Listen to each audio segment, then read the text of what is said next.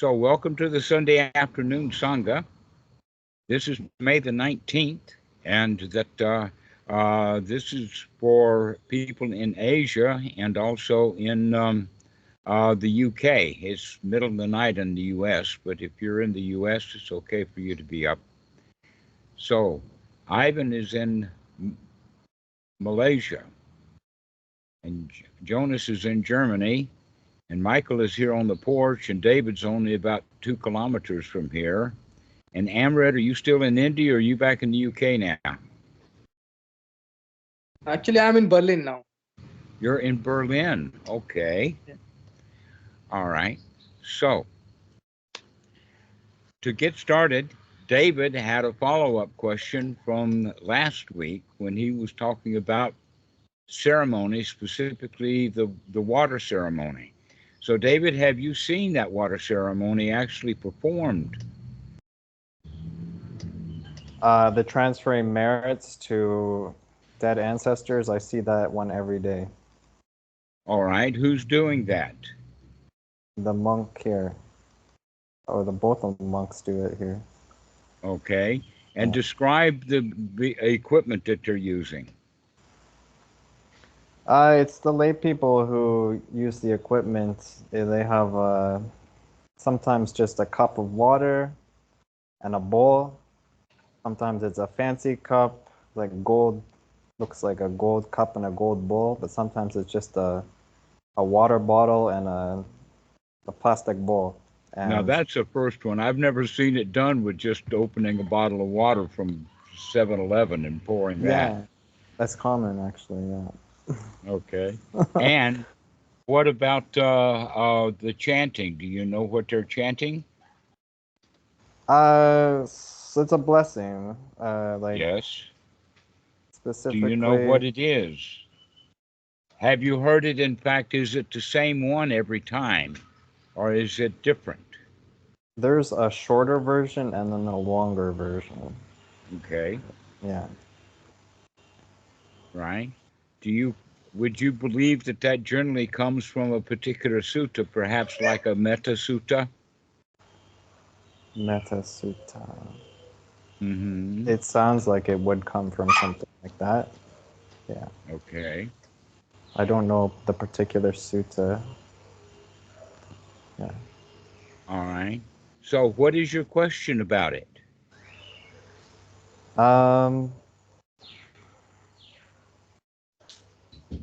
I guess since this ritual has nothing to do with the Buddhist teaching, right? Right. Then why then are the monks doing this? And then you answered because the Thai people want it anyway. Right? Yes, the Thai people want it. So they even pay the monks to do it. By feeding them and etc. Sometimes they give a little money in an envelope. Right, yeah. So is it the same lay people over and over again, or is it a new batch that comes in every day? It's usually the same lay people over and over again, but sometimes we get new lay people that only donate like once in a moon. All right. One of the interesting things is that Wat Khao Thom is so remote that not very many lay people go there. For instance, in the mornings, you'll find hundreds of people over here at Wat Po. But at Wat Khao Thom, it's going to be a dozen at best. Yeah, it's very rare that Thai people come here. It's mostly foreigners coming in to see the view. All right. So, the water ceremony is a Thai tradition. I have not seen it anywhere else, but other countries have different ceremonies that are similar to that. That in fact, one of the similarities would be instead of pouring water into a bowl while it's being blessed, one of the things that the word for it is Shaktipat. And the word Shaktipat is used in India, is used in Thailand, and in fact, the place that I saw it happen most often was in Cambodian temples. Now, Shaktipat is when you take the monk takes the water out of the bowl that he's prepared and splashes it on people with a brush. Now, the brush is a very soft brush. It's not one that has bristles. It's one that would be like a horse tail, which is very soft, long hair. And so the horsehair brush will, in fact, gather up a whole lot of water. So you can do a whole lot of splashing with one brush, do hit 10, 15 people, and then put the water back, or put the brush back in the bowl. And it's almost always done in a ceremonial situation, that I've seen them splash cars with it. And it's probably the same chant that's done for either the pouring of the water into the bowl or splashing it all over the people. Generally, in the bowl, when it's put into the bowl, it doesn't really matter so much about the water. But in India, especially with Muktananda, when I first was introduced with it, they would crush roses. Fresh roses, they would take and crush them, get them down to as fine a little thing as they could, and put that in the water, so that when the Shaktipat is going on, especially if it's a crowd of people sitting in an audience, then the whole place fills with the aroma of the rose petals. Also in Cambodia, because they drop candle wax in the bowl before it's being spread, it stinks with burnt candle wax. But the point is that it's got a kind of an odor to it, and that your question would be, since this is Thai culture for the water going into a bowl, or it's both Indian and Cambodian. I've seen it also done in Laos, at Lao monasteries, the Shaktipat. And that's also not the teachings of the Buddha. That in fact, in the time of the Buddha, there were very few ceremonies. That when the monks chanted, they chanted in their own native language, and they chanted in order to remember the teachings of the Buddha and to teach the students those chants so that they would understand the teachings of the Buddha. And the style was used so that the chants they may not quite understand, but they at least have memorized it, and then part of their educational process is for the teacher to go into detail about what that sutta means. So the question then is, why do they do it if it's not the teaching of the Buddha? Michael, go ahead. Yes. When did the monks start chanting? Was it still during? Can you speak up? When did the monks start chanting? During the lifetime of the Buddha. During the lifetime of the Buddha, they started chanting in a way of teaching the Dhamma. Now the chanting is not so necessary because especially Westerners are going to read the books anyway. And they're going to read it in their native language rather than having to learn the Pali, chant, and then try to figure out what the Pali means, and then from the translation of the Pali to figure out what the Dhamma means. And so, in fact, the chanting is not as useful as just hearing the Dhamma. But you will learn the Dhamma a whole lot better if you start memorizing it and remembering it.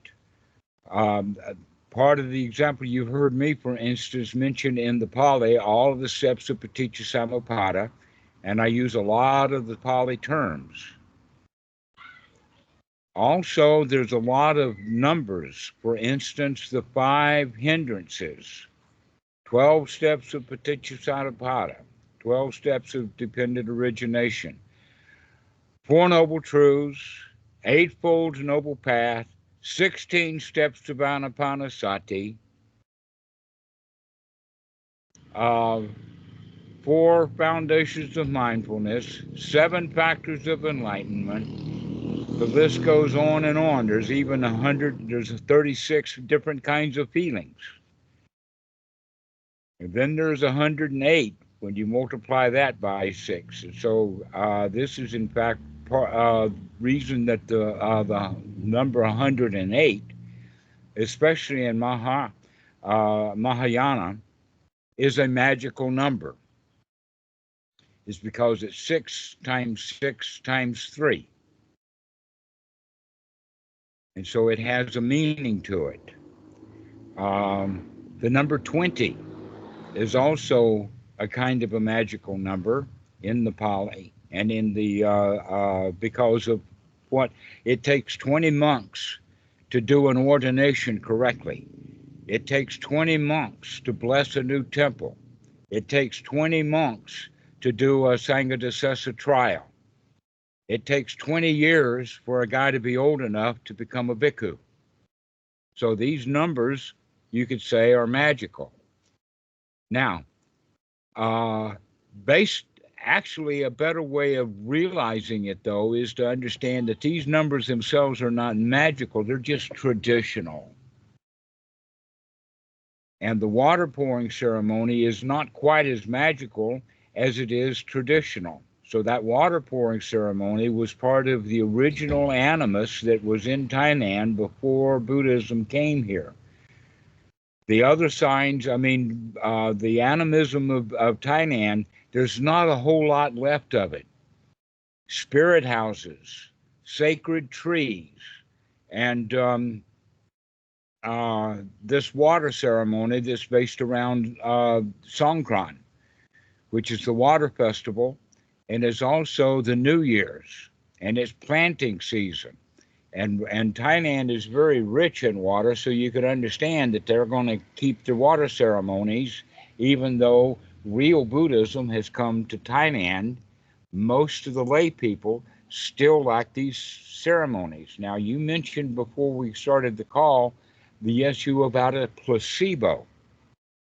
Actually, the scientists have run across placebos, and you could think, in fact, that Buddhism and the practice, the real practice, the becoming noble, the real understanding of the teaching of the Buddha is a placebo-like thing. Now, they have come to understand that in general, placebos are effective at about 28% of the time, not quite a third. And so they have to factor this in when they're doing blind studies, when they're trying to test a new pill. When I say a double-blind study, that means that even the people who are administering the medicine don't know. And the people who are getting the medicine don't know whether this is a real pill that they're testing or a placebo. And they're trying to factor out whether the real pill does real work or whether it's just merely a placebo. And we can go so far as to say, then, that much of the teaching of the Buddha is effective because it's a placebo. People get benefit out of it. For instance, people who go and meditate and do the Mahasi method and do the noting and the noting and the noting and the noting, they get some benefit out of that. It's a placebo.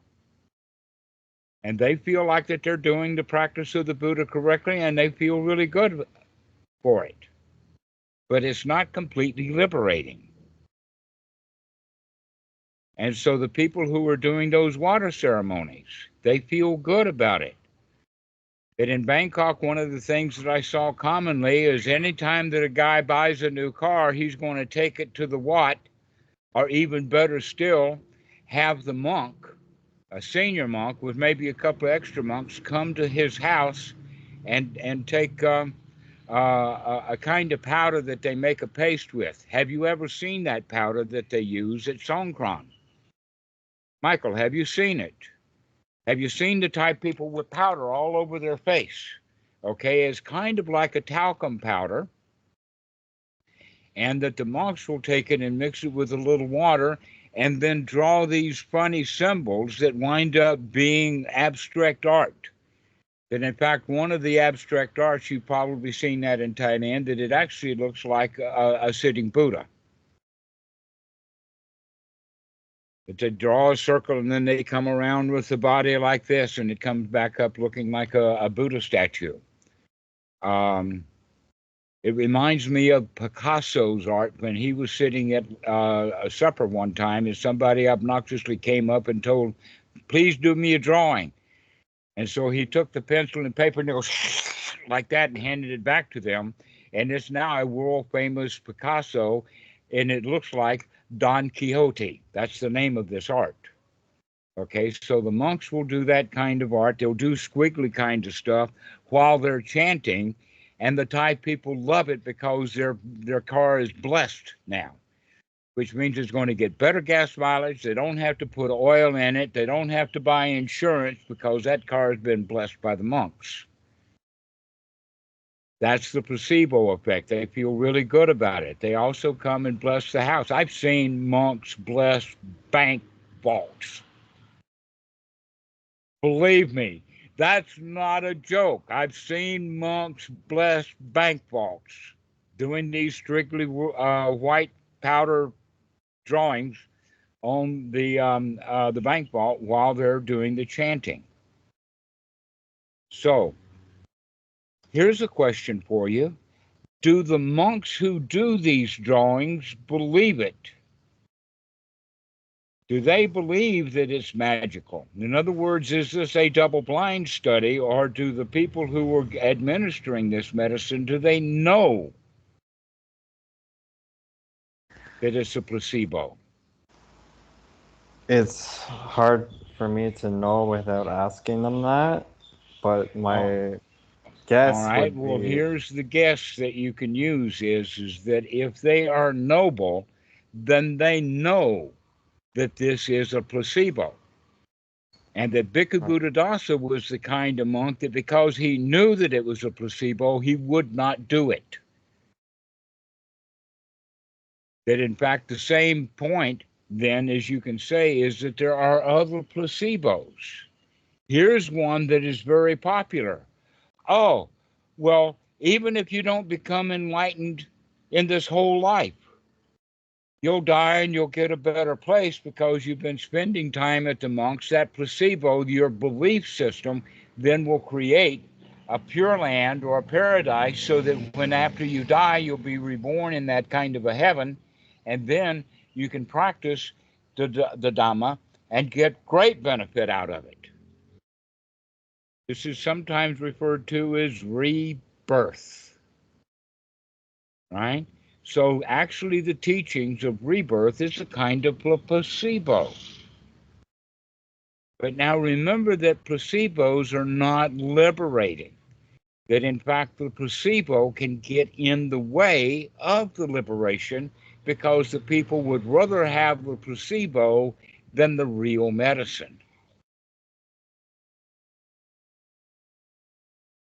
They would rather have the placebo than the real medicine. That's why you will find it so common that people believe in this water pouring.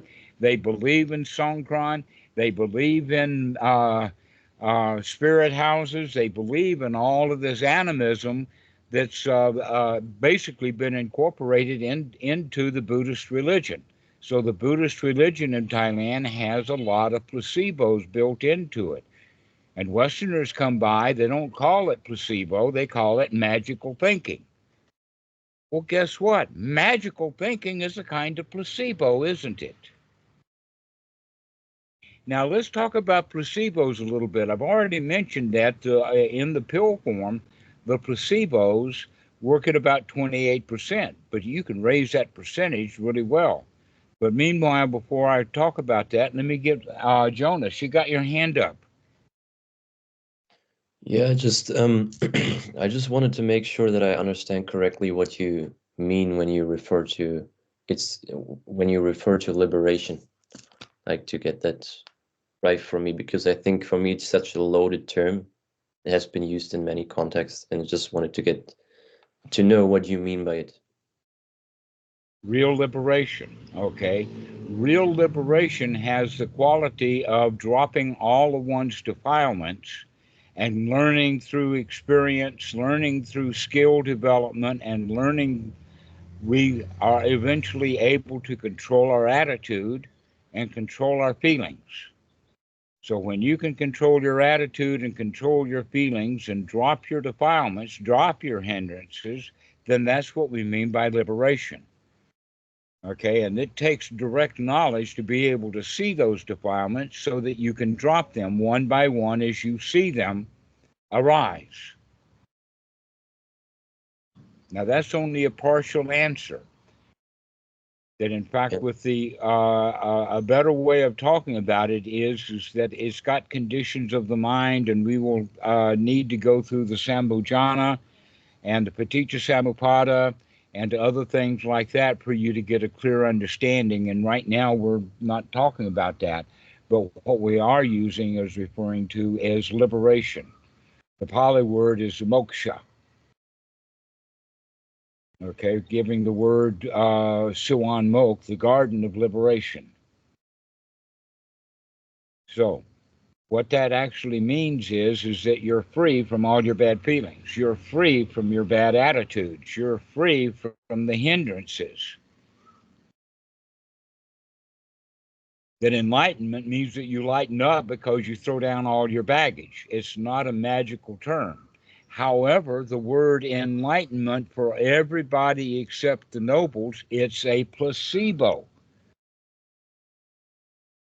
It's a magical thinking because the enlightenment is way out there, so far, so high away, rather than immediately available.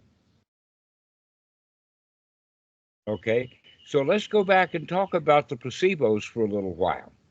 They have been able in scientific research to be able to increase that percentage from about 28% to maybe as high as 45, 46 in the high 40s. And this is how they do it. They say that all this medicine that we're testing requires an IV, and you've got to come into the hospital and get hooked up to all of our equipment and spend a couple of days in the hospital, and we're going to put this magical shoe juice in you, and you're going to feel a whole lot better. And then what do they put in that drip? Saline solution like they put in everybody, right? No medicines there. But because they go through all of the process of hooking you up and making you stay in a hospital bed for several days, the placebo effect of that saline solution that they put in your vein goes up to about 45%. A lot of people, as soon as they get in the hospital, they won't ride back out. People who are going, oh, I'm so sick, doctor. Oh, help me out. Oh, I need to be hospitalized. Oh, and here's your bed. And as soon as they put you in the bed, oh, I feel better. I want out of here. So even a hospital bed is a placebo. And most of the stuff that monks do, ceremonial for the lay people, an example of that would be at Wat Suan Mok. There is a large contingency of lay followers, mostly old women, who will sit and chant in Thai language while the monks eat food. And they feel a whole lot better because they're coming to the temple and doing their chanting while the monks eat food. It's a placebo. And it works at a fairly high level. That in fact, the 28% that are the 45% who get benefit of that are the ones who keep coming back. And those who it fails as a placebo, they don't come back to the temple. And that's why you have only a few coming to the temple, is because they believe that they're going to get benefit out of sitting and chanting while the monks eat food. This is why people do come to the Wat. The Asians who come to the Wat on a regular basis get great benefit out of it because they made that stuff up. That's the placebo effect. So this water ceremony is a kind of placebo effect, and it has a great deal of value for those who want that service. Meditation is a placebo for a whole lot of Westerners. Okay? It's not real medicine, but it'll do a whole lot of people. This is why the percentage of real nobles is so small, is because so many ordinary people get enough benefit out of the ceremonies and the visiting to the monks and having a monk come to their house and bless it and draw drawings on the bank vault. I mean, the bank manager is going to get a great deal of security knowing that his bank vault's been blessed by the monks. And so that's good enough for him. And so this is actually, you could think of it in the way of when religion works, it's a wonderful placebo. Unfortunately, there has been so much politics and other things introduced into Christianity over the years that a lot of the placebo effect doesn't work at all. And so they keep going and keep hoping, but not get any real benefit out of it. Another case, Ivan, you may be interested in this one. Doing the prayer rituals 5 times a day in the Islamic communities is a placebo. And they go into there and they spend 15 minutes and they bow and they raise and they bow and they raise and then they stand up and kneel down and they pray and then they come back up and they feel really good for that 15 minutes. It's a nice break. It's better than a coffee break. And in business world, even a coffee break is a placebo. And people will take that placebo and they'll feel better.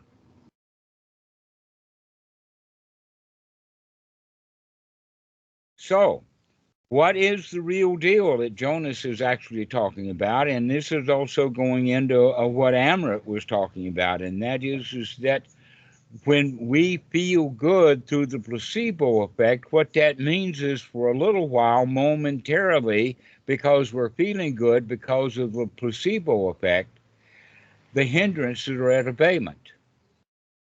The hindrances have gone away because the people are too busy feeling really good because they're getting some value from the ceremony. And so they feel good when they come to the Wat. And they're out of their misery. So that's not the real teaching of the Buddha, though. The real teaching of the Buddha has to do with practicing over and over again. The practice is practice. Just like learning to play a musical instrument, it takes practice. And you can tell somebody who has not practiced when they're playing a musical instrument. It doesn't sound much like music, now does it? But when you practice and practice and practice over and over and over again, and now you're doing the real job, you're taking the real medicine, doing the real deal for the elimination of the hindrances.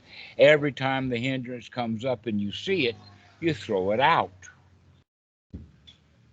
Every time you see the hindrance, you throw it out. Now, this has got 2 qualities to it. One is every time you see the hindrance, that's the Eightfold Noble Path, because you have to remember to look. And when you do look and you see that this is a hindrance, then you've got to throw it out. You've got to make that change. Now, there's an extra ingredient in there, is that when you see that this is a hindrance and throw it out, then you can congratulate yourself. You can add a little bit of placebo in there too, just to help things along. Wow, I feel good because I've gotten rid of that hindrance. And so the placebo effect is going to be useful even in the state of becoming noble. But when all we've got is placebo, all we're going to have is short-term good feelings. For instance, that bank manager who had his vault blessed, when money starts missing from the bank vault, he's going to forget all about the fact that the monks were there blessing it. The reality is that money's missing. And he's more interested in recognizing that the money is getting missing and who didn't than he is saying, oh, it must be some mistake. The money is all there because the monk there blessed it, remember? So there's no money missing. It's probably around someplace. The fact is that the money's short. Okay, and so the blessing didn't work permanently. We're looking for something that's more substantial. This is where the Eightfold Noble Path comes in, Jonas, and this is when we have to start practicing to see these things as hindrances and then come out of it. Now, Amrit, here's something. You mentioned before and said that you'd heard it from Goenka and equated anger with the hindrances. Guess what? Anger is not a hindrance. It's what the hindered mind does when it stays hindered. So anger is not the hindrance itself. What we actually have to do is go a little deeper and recognize that that what's really the hindrance is one or more of the other things. For instance, the word that they use is ill will. I don't know why they use that word. That's an 18th century word. I guess they got it from Riles Davies or I.B. Honer. But that word has been stuck. But basically, what it means is that we don't like it. And it also has the feeling of a sense of loss. And so when we don't like something and we have the feeling of a sense of loss that we don't like, anger then comes up as a cure for that feeling of fear and sense of loss and the sense of don't liking it. Okay, so here's the kind of question for each one of you. Have you ever been angry? Have you ever been really ticked off and in a rage?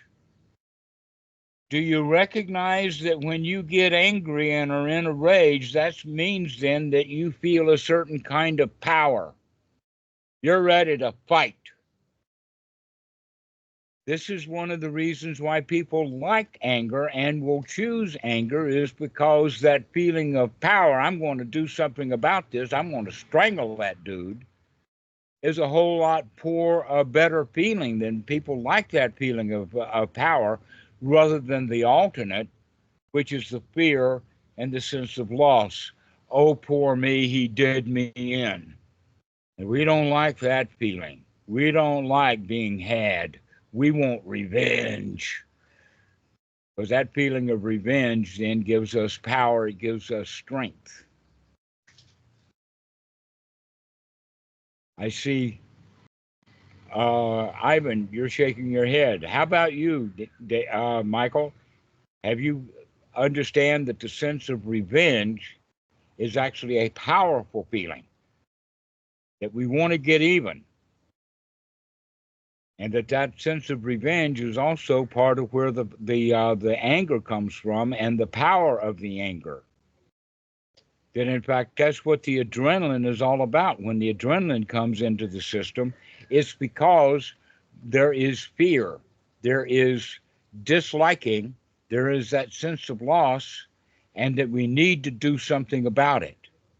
Like we either need to run away or we need to confront it and fight it. However, the noble, when he sees this feeling of a sense of loss, when he sees this fear, he's going to say, look at that, I feel afraid. Let me take a few deep breaths and I'll feel better. I don't have to go get angry and beat the tar out of them. I can just sit here and breathe well and let that feeling of despair, that feeling of loss subside, and I don't have to go into a state of anger. That in fact, this issue of anger is one of the things that we can have as a meter or a yardstick or a milepost, in the sense of How long has it been? Start keeping track of the times when you get pissed off, when you get angry, when you don't like something enough to where you're going to go do something about it. Start keeping track of those times so that we're going to start marking the interval between how long it's been, for instance, since you've raised your voice. How long has it been since you really wanted to strangle someone? You wanted to set them straight. To be honest with you, every time I read Reddit, I want to strangle somebody.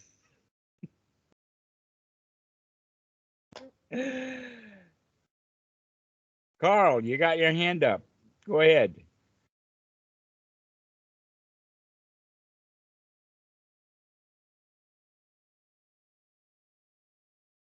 I see your microphone is not muted, but I don't hear you. Straighten it out and interrupt us. And go ahead, Amrit. You got your hand up too. Yes. So I think then what you say hindrance is not liking something Mm-hmm. and feeling of loss. So this is a hindrance. And then hindrance is the anger is like a distorted view. Right. Well, And the anger two is is our personal response to the hindrance of being, in other words, we're wanting to get ourselves back into a state of homeostasis. And so Yes. anger is the solution for most ordinary people. Rather than getting rid of the anger directly. You've heard me talk about the direct path, the straight path. The path of the Buddha means to go right to the real problem and fix it rather than go around. An example of that is the guy feels lost. He feels a sense of not well-being. And so he has the idea, oh, I need a girl. And if I get a girl, I'll feel better. Then he says, oh, I have trouble getting a girl. I tell you what, I'm going to go buy a chick magnet. I'm going to go get a pocket rocket. I'm going to go get a Mercedes two-seater. I'm going to go get a chick magnet. And then I'll feel better because I've got the chick magnet, which is surely going to get a chick for me. And when I get the chick, then I'll really feel good. You see all of that placebo stuff going on in there? And in fact, when you buy that pocket rocket, all you get is a mortgage. All you get is car payments. Chicks are not guaranteed to come with the car, though that's highly promoted in our society. If you want to get a girl, you got to get a house. Cars are not enough. That's what's in the Thai society. That's really true in Chinese society. You guys got to have a job. He's got to have a house, and then he's going to attract the girl. In the U.S., you got to have a car. But the point is that if you're a sweet guy, if you're wonderful to be around, the chicks are going to come on their own. You don't need the car. You don't need the house. Those are placebos. Okay, Jonas, you got your hand up. Go ahead. Well, I just wanted to mention that I think many, if not all of the hindrances, I think for me, they somehow come down to I am dissatisfied with this current moment, when in fact I can just like take a deep breath and then things are really not that bad that I thought they are. That's correct. That's the direct path. That's the path of the Buddha. Is that you don't need the placebo. What you need is the cure. And what is the cure is to throw out those hindrances. This is why I'm saying, Amrit, that anger itself is not a hindrance. It's the cure, the ignorant cure for the hindrance. Just like buying a car is the cure for not having a girl, and having a girl is the cure for not feeling loved. That in fact, we don't really need love. When you come to the point of saying, hey, I'm already okay, I don't need to be loved, then you don't need the girl, you don't need the car, you don't need the house, you're already okay. And so going directly from not okay into getting the car, getting the house, and getting the girl, and then feeling okay, let's just go directly to I'm okay. Or in the question that you have, I feel a sense of loss. Let me get angry and strangle that guy, and then I'll feel better. No, you might be sitting in a prison. And you're not going to feel good for long when they catch you for doing the guy in. But sometimes we get really angry because we feel that they did us wrong. And really, the one who does us wrong is our own mind. So they could say anything that they want to on Reddit, and when I don't like it, just because I don't like it, it's me. Rather than recognizing that, hey, they're just shooting darts. They don't have a clue where the dartboard is.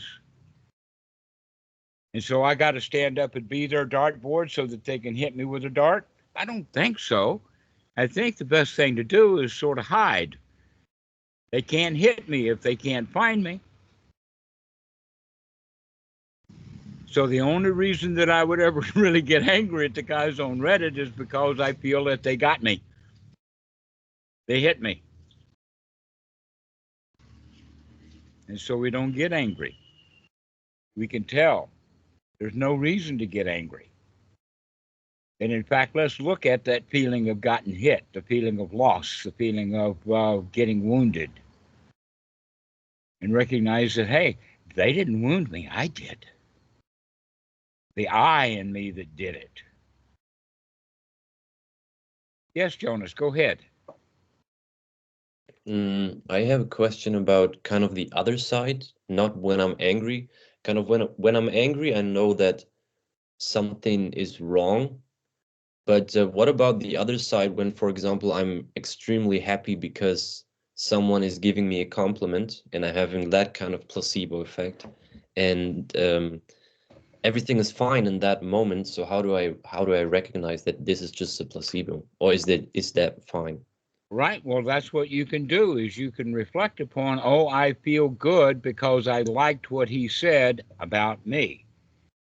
Now, one of the things that we can say is that you've heard me say many times about the sutta that says is that Buddha says both formerly and now, I teach only one thing, and that is dukkha, dukkha nirodha. Well, in that same paragraph, in the same sutta, he goes on to say that when people revile me or revere me, on that account, I have no elation of heart and no dejection of heart. That when somebody has something nice to say about me, guess what? They don't even know who I am. They're just out there complimenting. They're sucking up. They want something. They come to rub your back so they can put their hand in your pocket. Everybody who bothers you up wants something out of it. Okay, even if they're showing you their appreciation, it's still their good feelings of appreciation. And so the right way to go is, even though they've said something really nice to you, it's not going to change your heart because your heart's already in a good state. If they come in and they say something really nasty to you, you're not going to get into the dejection of the heart because your heart's already permanently, or at least quite well fixed, into a happy state. And so this is why we practice getting the mind, getting the heart into a really happy state by getting out of the hindrances, which are quite subtle. And if you go all the way to anger, note that well. You might even want to go so far as to write down the date, the time, and the event so that you can remember when you get angry. So that someday off into the future, you can say, ha ha, it's been 5 years since I've been angry. Ha ha, it's been 2 years since I've even raised my voice. Okay? So that's the kind of language that we want to use, is to recognize that we've made changes. We don't get angry the way we used to. We can tell because we're watching. Be on guard for being angry so that you can see what brought that anger up. And you can deal with that so that next time it happens, you're not going to get angry. You don't have to get revenge. because they didn't hit you. This is the amazing part. This is really real. This is the point is that if they miss you, they took direct aim at you and they say, I've got my sights on you, bang, and I shoot you. Guess what? They're shooting at something else. The target that they're shooting at is the one that they have in their head because they don't know who you are. And what are you going to do? You're going to buy their trip. Oh, I am the one that they're shooting at. Let them hit me. And then I got to go take revenge because they hurt me. Or can you say, in fact, no, that's not me. So what he said about the label of Amrit, Amrit's a piece of trash. And they say that.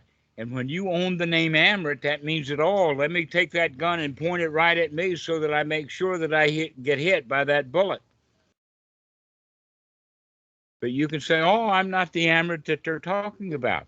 You saw that in the Star Wars movie. In fact, the joke is that, oh, these are not the droids you're looking for.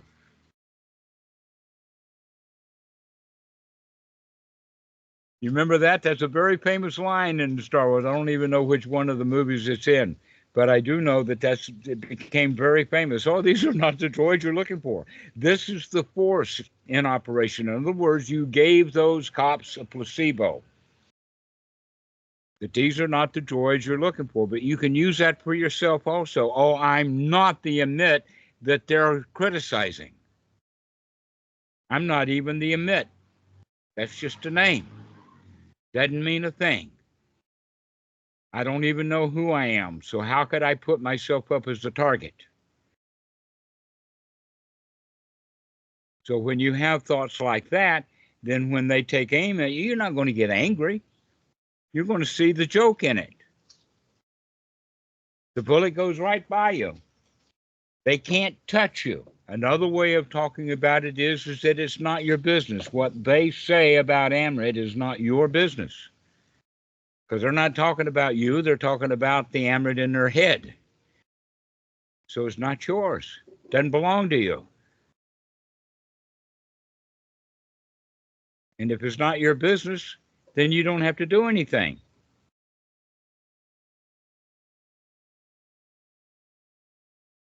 But we go around butting into other people's business on a regular basis. We were taught to do that. This is why words like Budinsky or you're butting in. This is the language that we use because we go and we own something that doesn't really belong to us. Then we get angry because we picked up and are getting hot about something that doesn't even belong to us at all. We butted into the conversation. He was off destroying some Amrit in his mind. He was having a great deal of joy hurting something in his own mind. So you're actually making things worse by owning what he's shooting at. Oh, this is me. Oh, I'm the target. And when you get hit, then what are you going to do? You're going to feel strong and get angry. How dare you say that about me? When in fact he didn't even know you. He's just talking about some Amrit in his head. So this is the real wisdom. This is the real teaching of the Buddha, is to have that thought when somebody insults what you would have ordinarily thought was you. When you have that thought, you say, wait a minute, that's not me. Let's not go by that crap. Let's not go into that hindrance of, oh, I'm wounded, oh, I lost something. Instead, we can have that feeling, aha, I saw that. He didn't catch me. He didn't hit me. And this is how we practice over and over and over again, so that pretty soon when somebody can insult you, it doesn't. Because it's not you. You get out of your own way. This is the real teachings of the Buddha, is whenever we start to feel bad, see that that's an unwholesome thought, that, oh, he got me, oh, poor me, and come out of that and say, I see that. And the joy is that he didn't hit me. He hit something in his own mind. Wow, I feel really great because he missed me. And we keep coming back to that point over and over again, that we begin to feel good about whatever happens. But we have been in such a habit of becoming the target that it's hard for us to stop being the target. So whenever you see that you're a target of someone, then you can tell yourself, oh, I see that. I see that I've made myself a target, and I'm really not the target. Let's throw that gunman and his targets out, and I'm okay. They're not my business. What my business? Oh, I'm having fun here. Now, in a way, this is also kind of a placebo. So let's start using these placebos wisely so that we can increase the percentage from 28, 34, 45, 46% up to every time. Wow, we're hitting 90 now because we don't let that stuff hit us anymore. And when it does, you can see it immediately. Aha! I was about to buy that, and now I don't. And so this is actually the real Dhamma, is getting out of your own way. This is what the whole point about anatta is that it's really not you. You make it your business when in fact it's not your business. And so the placebo really then is the cure for having gotten hit. But the reality is that you weren't hit at all. He missed you. And so we keep practicing like this over and over and over again. Now, let's take it and change the subject just a little bit. And that is that some people have what you would call a travel bug. Kat was talking about this today. He's been there for 4 months and now he's ready to go. And I know exactly what he was talking about. I've been all over the place. I've been in almost every state in America, been all over Europe, been all over Southeast Asia. I've been to more provinces and areas in India than most Indians. And for sure that's true in Thailand. The only people who have been in more places in Thailand that I have been is monks, because monks are all over the place. But one of the things that happens is eventually we begin to recognize, why should I go back to that place? I've already been there. And so we bring in the quality of been there, done that. I have been there already. I have done that already. Let me give it a rest. So you can do that same thing then with anger. Oh, I've been angry before. Look what it got me. I've done that. I've been in anger. I've done that. Let me not go do it again, because I know that it has no value. Dhammarato, this also applies to addiction, right? Yes, it does. If you have your eyes open every time that you take something like gambling, gambling is addiction for people. Why? Because they keep wanting something out of it, and they keep thinking that I'm going to get something. And when they recognize that they lose their life, they lose their fortune, they've got creditors hounding them, they can see that, then they can say, wait a minute, let's not do that. I've been there, I've done that. Let me become satisfied that I have done that. I've done enough gambling. I don't need to do anymore. I've done enough drugs. I don't need to do anymore. I've had enough alcohol. I don't need to do it anymore. I've had enough women. I don't need them anymore. Recognize that you've done that stuff. It didn't get you what you wanted. So now you can begin to quit. When that stuff comes up, you can say, aha, been there, done that. Which is exactly the same thing as, aha, that's not my business.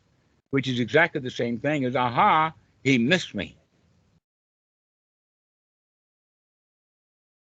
So, not my business, been there, done that, and he missed me. Those are the kind of thoughts that we want to have.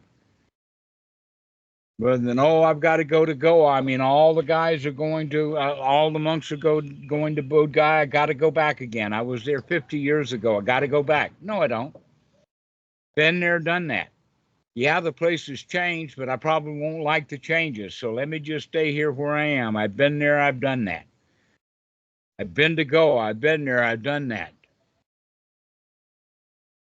I've been angry before, I've been there, I've done that. And I got angry, it was because it was none of my business, but I thought it was. So it's not my business. Like Bodhgaya is not my business. Being happy and content, that's my business. And we have to remember to say that to ourselves. We have to remember to come out of those hindrances and throw them out and come back into that happy state. Oh, that's not my business.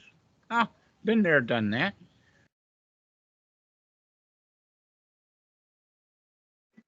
Ah, he missed me. Dhamma, just a quick question. Will you say the Buddha also did the same thing?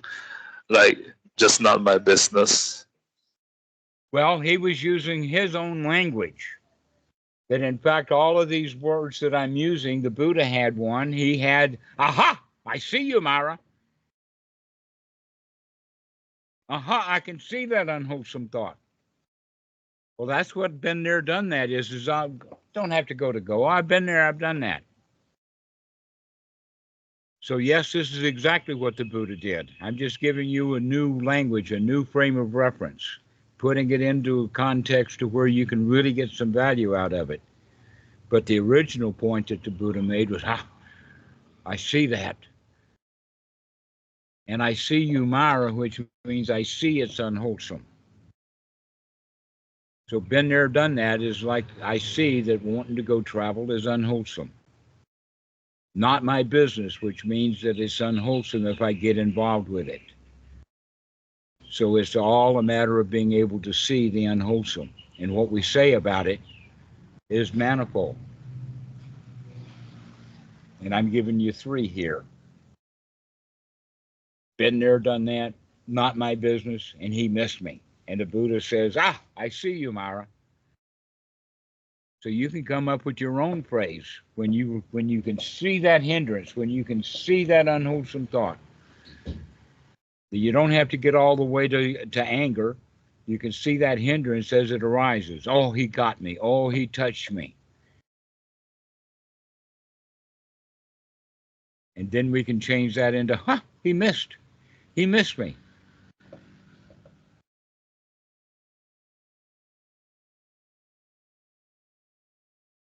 And we have to practice this over and over again because we're in such a habit of just standing right up and being that target, getting blown away and feeling bad and having to get angry because you were hurt and perpetuating that cycle. So someplace we got to start breaking that cycle over and over and over again. It's not my business. Over and over again. Wow, I don't have to do that. I don't have to do that. That's another one. Aha, I see that. I see you, Myra. Aha, I see that argument that I'm having with Aunt Susie.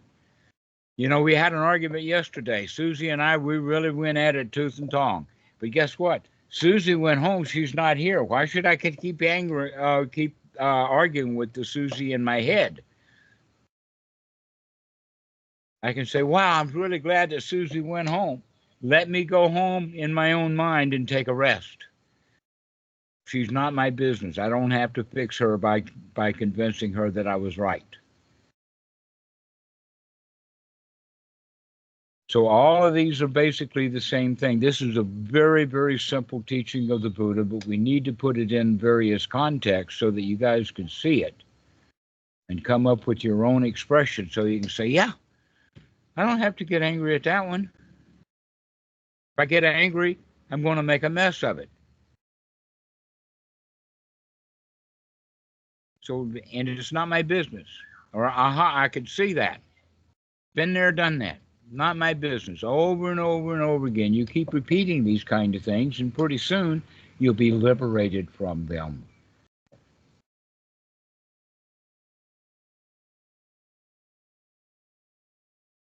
You'll be liberated because you do it over and over again.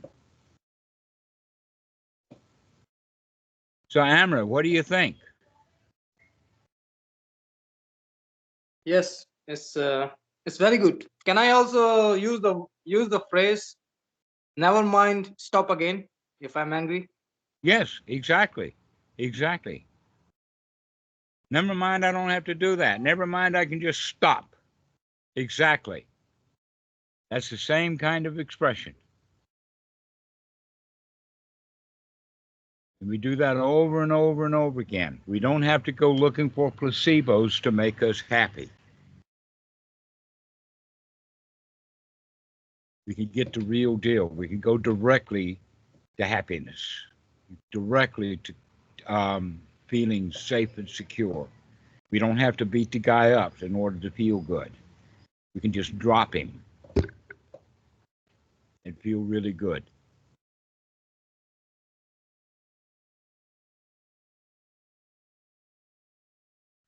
You heard stories like that the best revenge is served cold. Do you know what that means? That revenge is a meal that's very well best served cold.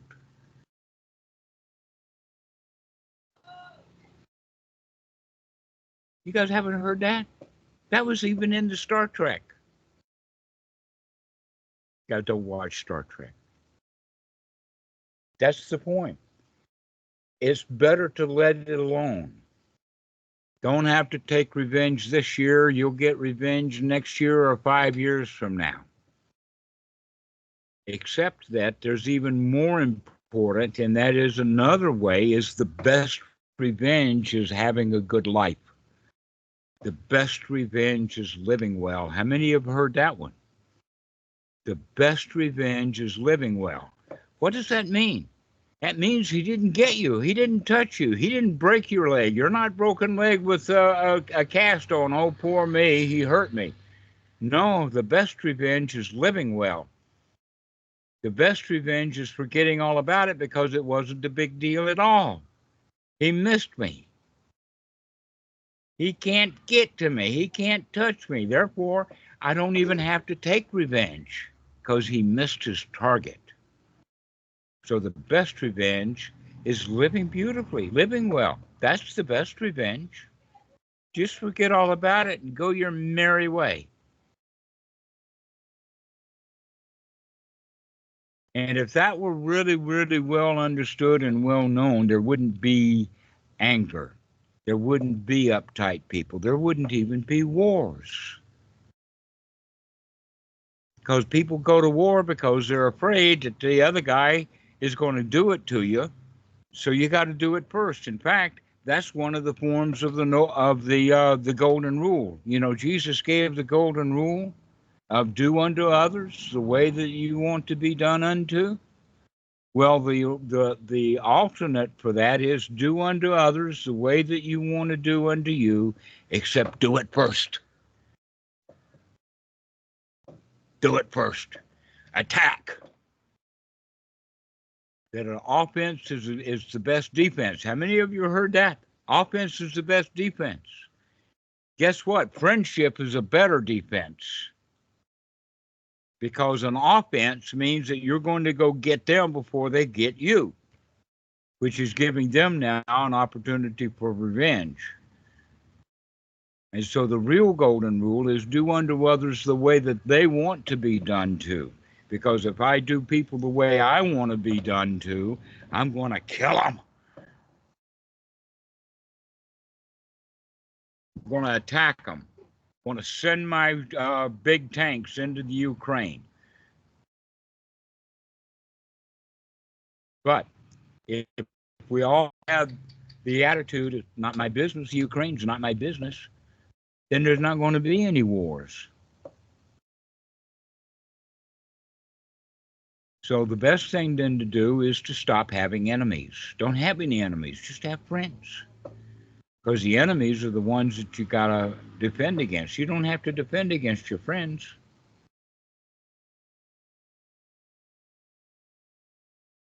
So this is what's noble about it. The noble position is that you've got friends. Those guys who are attacking you are not your enemies. They're just misguided friends. They're trying to help you.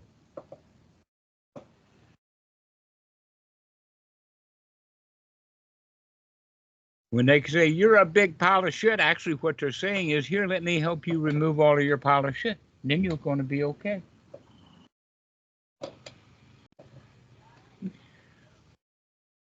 And so we stop having enemies. We stop seeing those guys as enemies who are attacking us.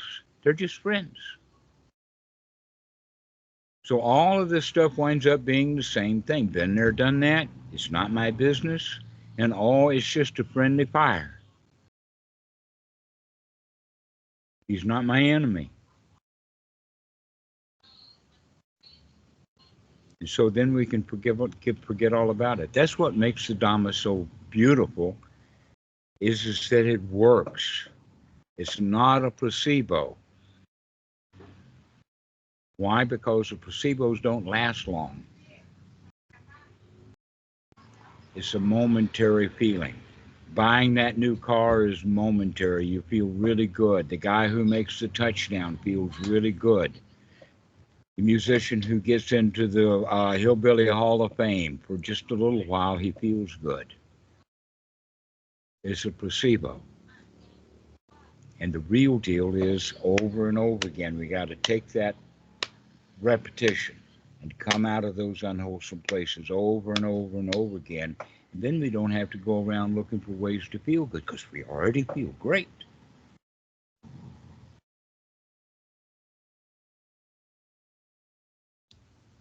David, do you have any comments? One interesting thing I heard you say was, if the monk is noble, he won't do these ceremonies and rituals. No, I said that was Bhikkhu Buddhadasa. There is a lot of nobles who will give those placebos to people because that's what they're expecting from him. And so he gives them the little toy because they're not really ready for the real noble teachings. They don't even want the real noble teachings. They'd rather have the placebo. And so there's a lot that, in fact, you could say then that there's three kinds of monks. The vast majority of them are those who don't recognize that these placebos, they think that they're the real deal. They believe in the magic. They believe in that water ceremony. And so they'll do it fervently, making sure that that placebo works. And then you have the beginning noble who sees it and recognizes that it is a placebo, but he goes ahead and does it anyway because, number one, that's what's expected of him. And it's a very, very senior monk like Bhikkhu Buddhadasa who says, oh, you guys, even you new nobles, you want to go do that ceremony, go ahead, but I don't need it. This is, in fact, almost always when the teachings of the Buddha are taught, even if they're taught by a noble, the first teachings that he does is through the placebos. If you can get somebody to feel good through the placebos, then you can introduce them to the real Dhamma. Bhikkhu Buddhadasa didn't want it like that. He says, oh no, let's start with the super mundane. Let's start with the noble. If they're ready for it, they'll listen. You don't have to give them candy in order to get them to eat broccoli. You can feed them broccoli and they'll love it.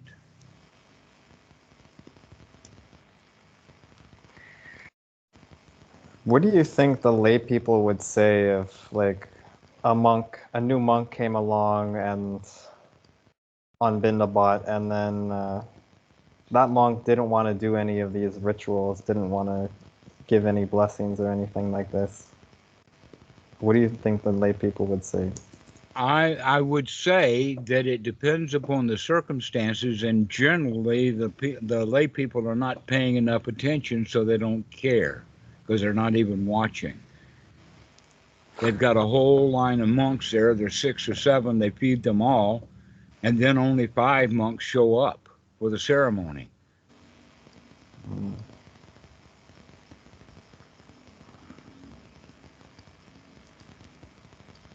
They don't know. They don't see. They don't care. It's only when you're already in the vicinity of a real noble like Bhikkhu Buddhadasa that he'll say those kind of things. He will stay noble all the time.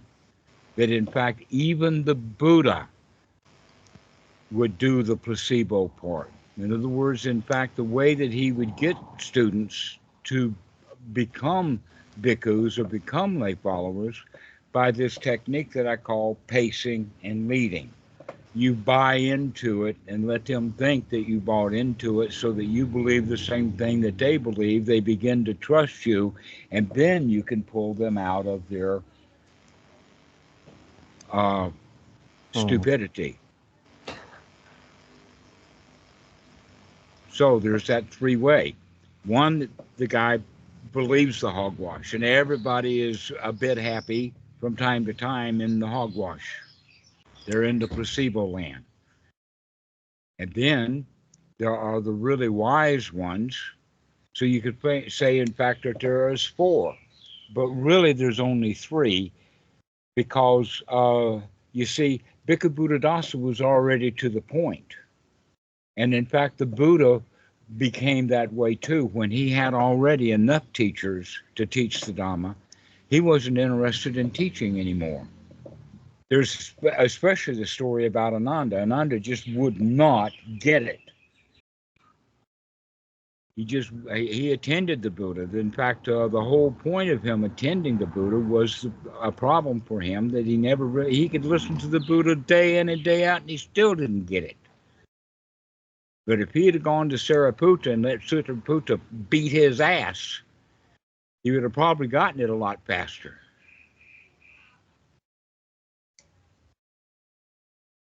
And so there's various teaching styles, and one of the teaching styles is you don't have a clue. And I've had high school teachers, I've had algebra teachers who did not know algebra. And then you have the teacher who really understands and knows, and they'll kind of go along with the students to try to get the students to get somewhere. And then there's going to be the Bhikkhu Buddhadasa students. In fact, these are the guys at the university they call Professor Emeritus.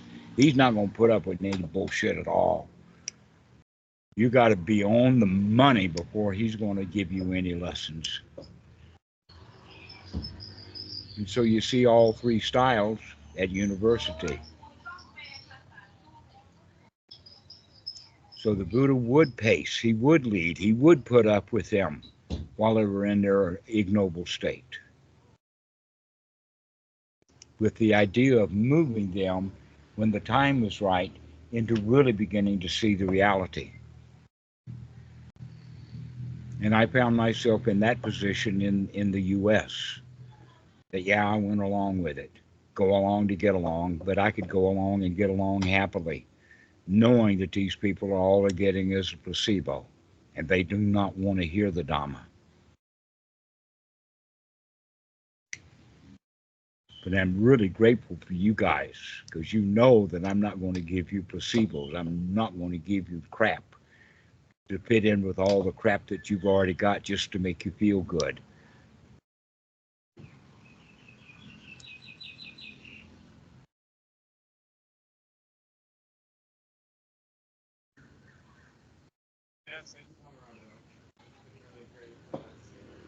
Go ahead. I can't really hear you, Michael. Can you put your microphone in your mouth? Yes, thank you very much for today's talk, Dhammarato. And it's very good to see everyone today. Yeah, it's been really great. Thank you, everyone. I hope that I was helpful to you, Jonas. I hope that you kind of understand where we're going with this. Yeah, I'm getting to it. Yeah, thanks very much. I learned so much. All right. Well, you guys, this has been a great call. Thank you very much. I've really enjoyed myself. Thank you, everyone. All right, everybody. guys. Good to see you. Bye bye, guys. Bye.